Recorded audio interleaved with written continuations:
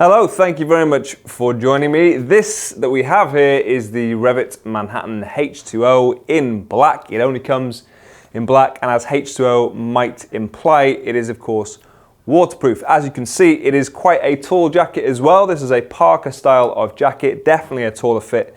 And that may dictate somewhat what kind of bike you might be using this on or what kind of riding you might be doing with it. The standout features are that it is waterproof, that it is safe, and that it is fantastic value for money. It comes in at £179.99. Let's start with the safety though. So this is a polyester jacket. It is 600 denier polyester on the outer. That gives it the abrasion resistance.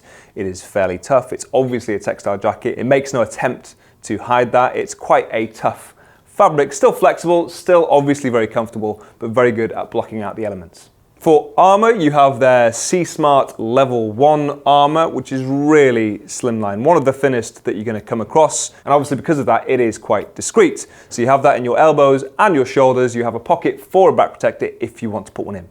As well as this textile outer, you have their Hydrotex waterproof and breathable membrane on the inside to make it waterproof and make it more comfortable in colder and wetter temperatures. On top of that, you have a thermal liner which is removable on this, and it goes all the way down your sleeves to keep you nice and toasty on those colder days. You will notice little bits of reflective material on the logo on the backs of your elbows for increased visibility. You will also notice that it has a hood, and not everyone is going to want a hood on their jacket, which is why is also removable. If you're walking around off the bike, obviously that's going to be quite a useful addition. You can stick that over your head, keep your head dry. But when you're on the bike, hoods have a tendency to inflate like a sail somewhat, and these little sections here might flap around. So as mentioned, you can remove it. If you're only doing town stuff, if you're just commuting in lower speeds, then I might be tempted just to leave the hood on. It does fasten down via a snap on the back to keep it flush against your shoulder blades, so I can't see that being much of a problem when you are at lower speeds. Obviously, if you get onto faster roads, it would be a good idea to take that off. It also has a high neckline to keep that cold air away from your skin, and that's nice and padded. It's got a really soft material actually around there. Just trying that on today, and it is quite a cold day today. I didn't want to take it off. It was nice and comfortable on, so I really like that. You've got these two snaps around your neck. They're the only two that are visible. The rest of them obviously go underneath this outer flap. Open it up and you'll see a big old chunky zip and go all the way down there. Undo it, you'll see some pockets on the inside. Speaking of storage, actually, you have a few different options for this. You've got two around your waist, as you can see. You've got another one on your chest on the outer. You've got another one just underneath that flap on the right-hand side, still technically on the outer, but it will keep it away from rain slightly better. If you've got something really precious though that you want to keep dry, you have got two pockets on the inside within the waterproof liner. You've then got some adjustability around your wrists. Those are very easy to work. You've only got two levels of adjustability, but still nice to have.